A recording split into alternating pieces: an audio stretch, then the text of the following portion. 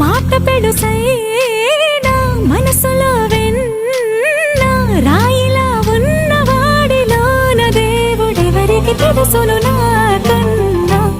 చూసేకి అగ్గిరవ్వ మాదిరే ఉంటాడే